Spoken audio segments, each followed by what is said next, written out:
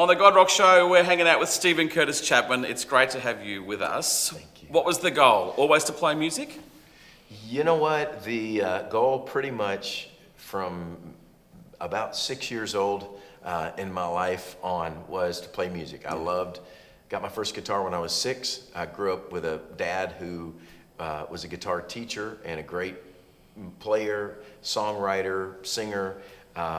And we started singing together as a family in church when I was about 8 years old. And so music has always been just a big part of my life. And my dad, being a musician, when I was in high school, I started writing songs. My dad was very proud of me and said, "Son, you're great, you're really talented." But he said, "It's really hard to feed a family playing a guitar. I've done it for at that point, he'd done it for 30 years. He said, "Go get a real job, and then you can always dabble in music." So I'm still looking for a real job. I'm dabbling in music, and so far, thankfully, I've been able to feed my family, so it's been good. When did you find Jesus? It really was at a young age, I wasn't it? was 8 years old, actually. So my parents came to Christ, and a real transformation happened in my home when I was about 7 years old. They'd grown up in church. Of course, I grew up in the Bible Belt in the South and, America. And so everybody goes to church on Sunday, but it wasn't anything more than that. And as a boy of about 7, I remember a revival happening in my home church where every night of the week they had a service. And my dad, who would not typically go to church with us, not because he was against it, he just usually was playing music on Saturday night, so Sunday morning was too early for him to get out of bed and come to church. Well, he came every night of the week for this revival, and my whole family went. And at the end of that week, I just began to see something happen in my home. Began to see there was a lot of conflict, a lot of struggle in my home. My dad had grown up without a father. His dad was an alcoholic and died when my dad was young. So my dad didn't have a father figure. My parents were very young when they got married. My mom was like 16 when she married my dad. So there was a lot of challenges. But when I just started to see something happen in my home that was different. And we started praying together as a family. I started hearing my dad talk to God and say, "God, I don't know how to be a good dad or a good husband, but I really want you to show me how to do that." And so that change and that transformation in my home really affected me as a young boy. And we started going to church together. And so when I was 8 years old is when I began my journey, my faith walk, faith journey with Jesus. And been singing about it and writing songs about it pretty much ever since. Can you remember the point in time when it clicked? When okay, music, this is it. Was there a particular moment where you're like, "I'm going to do this the rest of my life"? Yeah. Well, as I said, I went to college to get a real job because that's what my dad suggested I do, and honor your father and mother. I'm like, I need to, honor my dad's. That's probably the wise thing to do. And so I was a pre-med major. For whatever reason, I thought maybe I would be a doctor or something, and I don't know why I thought that. It was a terrible thought, but I had it. And so I was pursuing that and struggling really bad in school because these classes are really hard, a lot harder than high school for me. And so I'm struggling along thinking, I don't think I can do this for whatever 12 years it would take to go to school to be a doctor. So maybe God is, redirecting me. And I'd written some songs in high school, and I'd met a guy, gave him a cassette tape, if you remember what those were, that I had made of some of the songs I had written.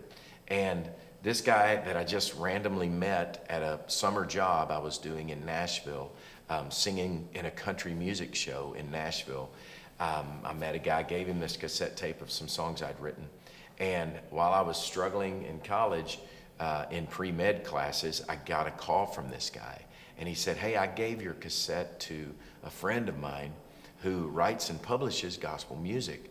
And he wants to call you because he is interested in maybe publishing some of your songs."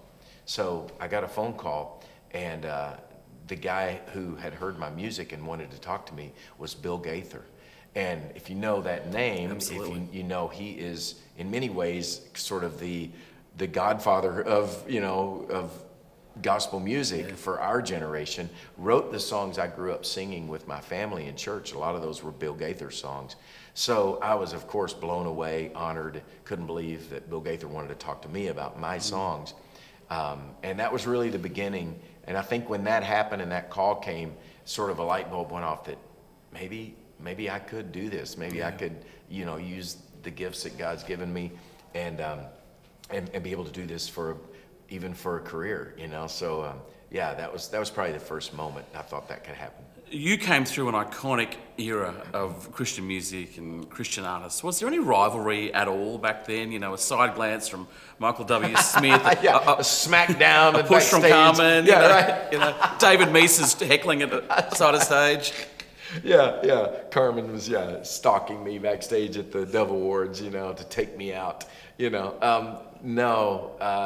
You know what? There was always, among record labels and managers and all that kind of thing, there's always sort of been this little, particularly record labels, because they're all, there's a very strong business element in what they're doing. And it never felt vicious. It certainly never felt really adversarial, but there was what I guess you would call a healthy, spirit of competition between record labels. Like, oh man, Chapman's Records, outselling Michael, right now, or hey man, Michael's really doing, good, but we're after it, whatever. And so I definitely felt it on that side of things. But Michael is one of my, dearest friends and one of the just greatest guys I know. Carmen and I spent time together. You mentioned Carmen, and I miss him. He's with Jesus now, which is hard to even believe, saying that. Carmen and I did a tour together years ago called the Young Messiah Tour. When the Messiah, Handel's Messiah, we kind of reimagined it in sort of contemporary style. And I got to do the tour with Carmen. It's the first time I ever spent any time with him. And we hung out together, went to Tulsa where he lived, and spent a few days around Christmas together, just he and I, Christmas shopping and for his staff and stuff. Just a sweet, great guy, and we were just friends. And I remember the first gold record, actually, I still have it. The first record of mine that was certified gold.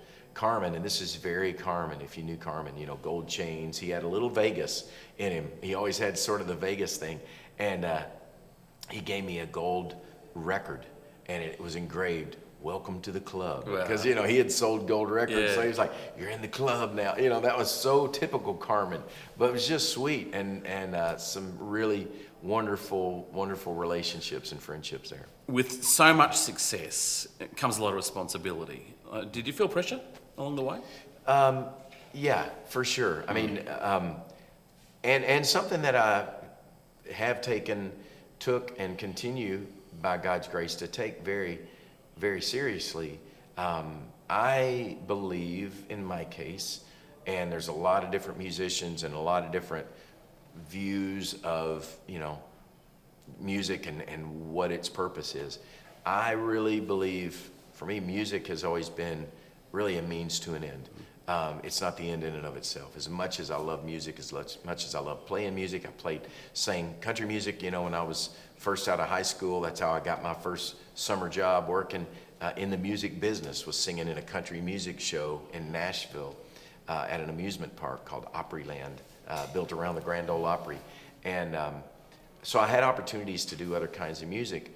And when I sang music that pointed people to the hope that I'd found in Jesus and in the gospel and in, the purpose that faith had brought to my life and to my family's life and what I saw it do in my parents' life and my experience growing up, that's what I felt compelled to do. That's what I felt like God made me to do. So with that, I always have felt like music, the stage, the crowds, the applause, it's wonderful, and it feels good. And none of us would be performers if we didn't have some part of us that, God put in there that we like that. We like that. We respond to that. We don't run from it. We run to it. You hear applause and you go, all right, where's the stage? Let me sing, But then what you do with that is where the responsibility, I feel like, for me, to take that and then steward it in a way that doesn't say, hey,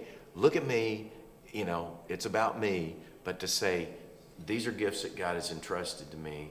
Let me do it with excellence. I want to write the best songs I can. I want to make the best records I can. I want to put on the best tour that I can that stands on par with anything else in any other genre of music as best as I can. But all of that ultimately is a means to an end, then I'm going to point people to Jesus. When did you first start seeing the impact that your music had on the public? Did you start getting letters or people stopping you in the street? Yeah. When was it clear that Yeah. there was an impact here? Well, I think, with my music particularly, and everybody, has a different story. Mine was a slow grow. My first record was very successful, but very kind of mildly successful. It wasn't like a blow up out of the gate and, all of a sudden I didn't have a radio hit on my first record. I had some songs that got on radio and did well, but it wasn't until my second record that I had a number one song, and so I'm really thankful, honestly, that I sort of had that slow, and the concerts were, I still see people that will say, I remember the first time we booked you, it was a $2 ticket at the door, and then the next time it was like it was a $10 ticket, and then and so I had that growth that allowed me, thankfully, to kind of acclimate a little to it, and then I think, I remember the Great Adventure tour, and that song, we were talking about that song, Saddling Up Our Horses, before we started, and I remember that tour particularly being sort of that first moment where I'm on stage, I got a light show, I got a full band, we got the PA, hung from the rafters, and, the sound's going, and the crowd is on their feet, and they're rushed the stage at the beginning, and honestly, I was a little afraid. I was kind of scared at first. People with me could tell you that I came off stage the first, few times in that tour and went, okay, this feels really weird. Like, is this okay? Is it okay for people to be this, they're like, grabbing at my shoes and stuff on the stage. And I'm like, whoa, that's not what I ever expected. And I think, those were some of those moments when I'd kind of go, okay, something's happening here that's bigger, than I ever expected it to be. Which, again, just trying to steward that in the right way and use it, in all the right ways. So. You've gone through some pretty public trials, you've had some sadness, you've had some loss that you had to deal with in the public eye. That must have been hard. Yeah. Yes. Particularly, many know our loss. It was 14 years ago now, May of 2008, that we lost our daughter, Maria, our youngest of 6 kids, and 3 biological, and then 3 daughters adopted from China. So we've been very public about our journey of adoption and just sharing that. My music from the very beginning, I've always felt like really more than I'm a guy on stage who is a celebrity or anything like that. I've always just felt like my music is just sort of a way for me to connect to my friends who listen to my music. It's more of a friendship than, even when people use the word fans, your fans, I kind of prefer the friends word more than fans, because I feel like the music is really written as just, hey, let me tell you what I'm thinking. Let me tell you what I'm struggling with. Let me tell you about my life, my marriage, my family, my good, bad, ugly, all of that. Put it into music and just to encourage you. And it's more sit in the car and ride alongside in the passenger's side and just saying, hey, let's talk about how you're doing. Let me tell you about what's going on.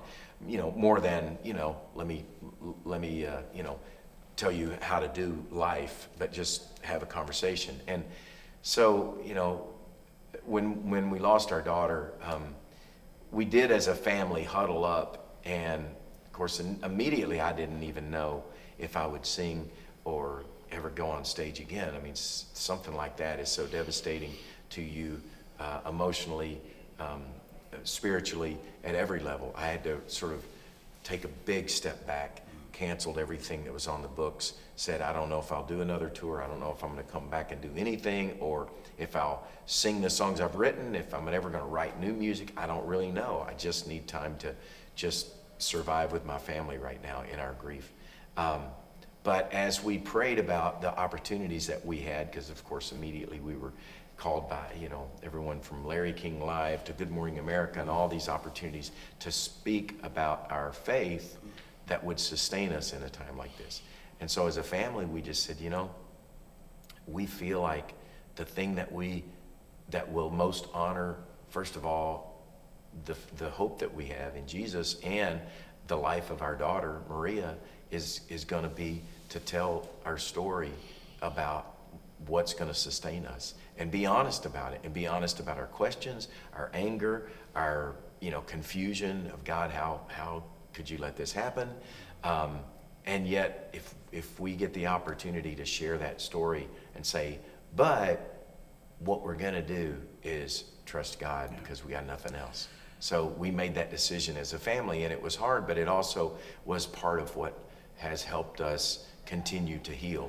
It's just been to be able to share that story over and over again of, we're trusting God, we don't understand it, we don't get it, but we believe that God is telling a story that is not over yet, and ultimately he's going to restore everything that's broken, and he's going to heal everything that's hurt and wipe all the tears from our eyes. Did you find healing through your own music, through writing? Absolutely, yeah. Which is why I continue to do it, because I began to realize that a lot of the things, if you listen in my songs, I've said this before, there's probably one word that has shown up in my music all through the years from the very beginning, more than any word, and it's actually two words. It's a contraction I learned in English class. I was paying attention, teacher, if you're hearing me. I actually did pay attention. But the words want to, wanna is the word. You'll hear that song, I want to do this. I want to believe. I want to, hold on to faith. And it's because I think that's what so much of my music has been is, God, this is what I really want to be true. So I'm going to sing it. I'm going to declare it. And as I do, I'm sort of reminding myself. It's sort of the old thing of, preaching the gospel to yourself. It's like you have to keep saying it. Yes, this is what you believe. The Psalms are full of that. I mean, look at the Psalms throughout. It's David or the psalmist saying, God, are you going to forget me forever? How long, O Lord? It's crying out in desperation and confusion. And then, but I love so many times those Psalms come back to, but God, your love is better than life. You are faithful. Your love endures forever. I'm going to trust you, and it's that process of saying, I'm just going to keep declaring it. Isn't it interesting how your songs ministered to my generation in the 90s? Flash forward, you're now ministering to a whole new generation. For those that don't know, your songs have been featured in a Netflix movie called A Week Away, which my kids are obsessed with. So good. Your song's on a modern movie with a modern take. Yeah. And all of a sudden, Dad knows all the words. How cool is that? It was cool. It was so good. I've heard a lot of stories, actually, of moms and dads driving, like, in the van, and we got the kids in the back, and they're watching A Week Away, and on their thing, and all of a sudden, mom or dad is singing along, and they're like, "Wait a minute, how do you know this? This is a brand new movie, you can't know this song." It's like, oh yeah, that's not a new song. That was a song around when I was your age, which is, I thought that was one of the coolest things, and you and I agree. 4 thumbs up between us for A Week Away. It is so well done. It is a great story. It's told and done well. It's not, so many times, I feel like we in our overzealousness to tell a story and make sure the gospel message is clear, we can almost get so heavy-handed, I feel like, with faith films that it's, they're so predictable sometimes. Like, oh, here's the prayer, and you're going to drop to the knees, and the bell rings, and it's like the angels sing. But I love the A Week Away was just so real and just told such a cool story, even in the context of a musical, where all of a sudden they burst out into song, and it's kind of very surreal in that way. But the whole story of the kid and just being chased down by, somebody loving him, which I actually inspired a new song that's on a new album that I have that was inspired by A Week Away. In fact, I wrote it for the end title, and then they decided to use a song that they already had in the movie. So I'm like, well, I gotta put this song on somewhere, so it's on my new record. How would you present Jesus to someone learning about him for the first time? I think the thing that I've always believed is, and I heard it years ago, who said, a man with an experience is never at the mercy of a man with an argument. And what that means to me is that so many times we would try to maybe argue the case of, why someone needs to consider, a relationship with Jesus. But I think it's so much more powerful, and I really think it's what, we find in Scripture, Jesus telling stories more than he was preaching at anyone. He was telling stories of the kingdom of heaven is like this. And let me tell you a story. And the reality for me is my story is one that is marked over and over again with moments in my life where the thing that has sustained me, the one thing that has brought purpose and meaning into otherwise what would be just a life of good and bad, but what's the real meaning and purpose, especially when you walk through hard things and loss and grief, which we've all walked through in these last few years with the global pandemic and all of that. But personally for us, walking through the loss of our daughter and all of life, and it is the one thing that has been the anchor that's held when storms from all sides have hit me and come into my life, has been the love of God, and it's been the hope that I have in Jesus, the love of his life and his death on a cross, and all of that brings purpose to this life that says, oh, that is what makes sense of why I'm here and what I'm here for. We would love for you to give a message of encouragement to people that are struggling at the moment. Yeah. Oh, absolutely. Well, and you're there, right? Okay. You know what? Honestly, I actually have been writing some new music out of that very thing of just the reality of we are on a journey, and there are some really beautiful, top of the mountain moments for all of us at some point. Maybe they've long passed for some of you. Maybe it was when you were a kid and things were just innocent and before all the weight of the world, crashed in, or maybe you're one of those who still has had some really epic, great moments. But ultimately, the reality is for any of us and all of us, and I know a lot of people look at me and maybe my journey and say, well, yeah, easy for you to say you're a guy who, gets to play music for a living and gets to, have people sing your songs and cheer when you stand on stage and sing. And, but I would also say my family and I have walked through the darkest places that you can imagine, particularly with the loss of our daughter in a tragic accident years ago, just a few days after her 5th birthday.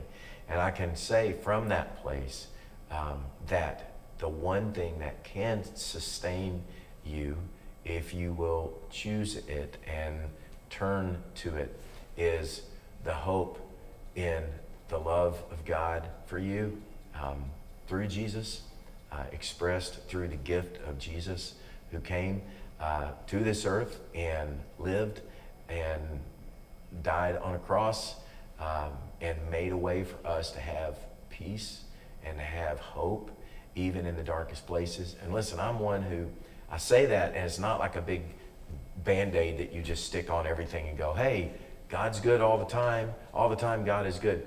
Life is really not good sometimes. And sometimes I don't know where God is in it. I can't answer those questions because I ask them myself sometimes. God, where are you? I mean, like recently still, God, where are you in this? I don't get it. I don't understand, what's going on. But I can say over and over again, as I've said the prayer that I prayed more than any, God, I believe, help my unbelief.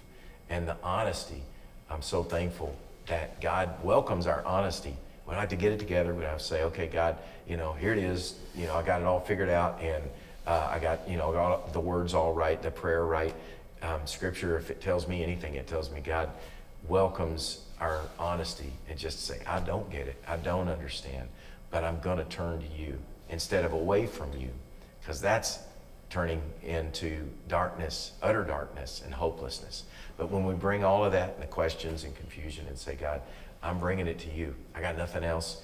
If you really are God, if you really are the one who made me, who created me, the one who really is in control, then I'm going to come to you with all of this. And every time I've done that, not always in the ways I want him to, not always in the clearest ways that I would have asked if I could, but every time without fail, God has met me there and reminded me that he is good and he is faithful and he is God with us and God for us. So be encouraged. So awesome to be chatting to Steven Curtis Chapman on the God Rock Show.